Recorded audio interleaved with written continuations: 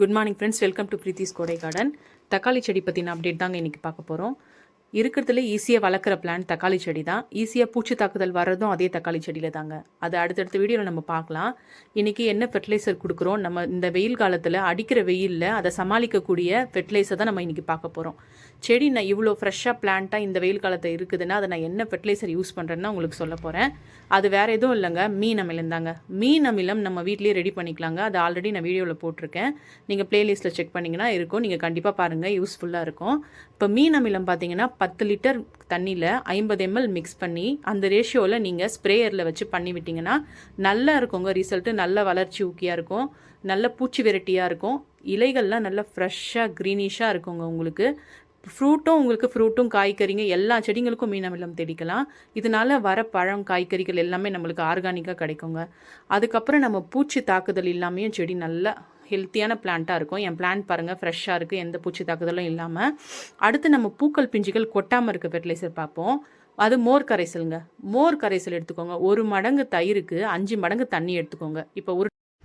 இப்போ 1 tumbler தயிர்னா 5 tumbler தண்ணி, அந்த மாதிரி ரேஷியோவில் எடுத்து நீங்கள் மிக்ஸ் பண்ணி ஸ்ப்ரேயர் மூலயமா செடிங்களுக்கு தெளிக்கிறதுனால ஒரு பூக்கள் கூட நீங்கள் கொட்டாமல் எல்லாமே காயாக மாற்றி கொடுக்கும். நீங்களே எனக்கு யூஸ் பண்ணிவிட்டு கமெண்ட்டில் சொல்வீங்க. அந்த அளவுக்கு ரிசல்ட் ரொம்பவே பர்ஃபெக்டாக இருக்குங்க. இப்போ பூக்கள் பிஞ்சுகள் கொட்டுறதை பற்றி நம்ம பார்த்தோம். இப்போ பூக்கள் அதிகமாக செடியில் உருவாக, பூக்கள் அதிகமாக வைக்க ஒரு ஃபெர்டிலைசர் தான் பார்க்க போகிறோம். அதுவுமே ஹோம்மேட் ஃபெர்டிலைசர் தான். எதுவுமே நான் காசு கொடுத்து வாங்கலைங்க. எல்லாமே நம்ம வீட்டில் இருக்க பொருளை வச்சு நம்ம ரெடி பண்ணுறது தான். மீன் அமிலமும் சரி, மோர் கரைசலும் சரி, இப்போ சொல்கிற போகிற ஃபெர்டிலைசரும் நம்ம வீட்டில் இருந்து ரெடி பண்ணுறது தாங்க. அது பார்த்திங்கன்னா வாழைப்பழத்தூள் தாங்க. வாழைப்பழத்தூள் இருக்குல்ல, அது ஒரு வாரம் நல்ல வெயிலில் காய வச்சுட்டு அதை எடுத்து நல்லா பவுடர் பண்ணிவிட்டு வாரத்துக்கு ஒரு முறை மண்ணை நல்லா கிளறி விட்டுட்டு செடியில் நீங்கள் கொடுக்கறதுனால, இது தக்காளி செடிக்கு மட்டும் இல்லைங்க, எல்லா செடிங்களுக்குமே நீங்கள் யூஸ் பண்ணலாம். ரொம்பவே ரிசல்ட் நல்லாயிருக்கும்.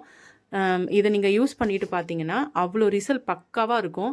அதிக பூக்கள் எடுக்கும், பிடிக்கிற காய்களும் நல்ல பெருசாகவே இருக்குங்க, நல்ல ஆர்கானிக்காக இருக்கும். நீங்கள் ட்ரை பண்ணி பாருங்கள் கண்டிப்பாக. அதுபோல் இதே மாதிரி நீங்கள் மெயின்டைன் பண்ணிங்கன்னா இந்த வெயில் காலத்துலேயும் நம்ம பிளான்ஸை நல்லா ஃப்ரெஷ்ஷாக நம்ம ஹெல்த்தியாக வச்சுக்கலாங்க. கண்டிப்பாக நீங்கள் ட்ரை பண்ணி பாருங்கள். மீன் அமிலம் ஒரு பெஸ்ட்டான பயிர் ஊக்கிங்க. அதே மாதிரி வாழைப்பழத்தோல், இது ரெண்டுமே நம்மளுக்கு ஈஸியாக வீட்டிலேயே கிடைக்கிறத வச்சு நம்ம ரெடி பண்ணிக்கலாம்.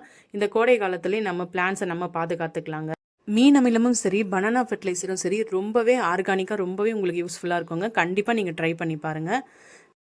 நீங்களே லைவ் ரிசல்ட் இப்போ என் பிளான்ஸ் எப்படி இருக்குன்னு பார்க்குறீங்க. கண்டிப்பாக உங்கள் கார்டன்லேயும் இதை ட்ரை பண்ணி பாருங்கள். வீடியோ பிடிச்சிருந்தா லைக் பண்ணிக்கோங்க, ஃப்ரெண்ட்ஸுக்கு ஷேர் பண்ணுங்கள். மறக்காமல் இது மாதிரி தொடர்ந்து கார்டனிங் டிப்ஸுக்கு பிரீத்தி கோடை கார்டன் சேனலில் சப்ஸ்கிரைப் பண்ணிக்கோங்க. Bye friends.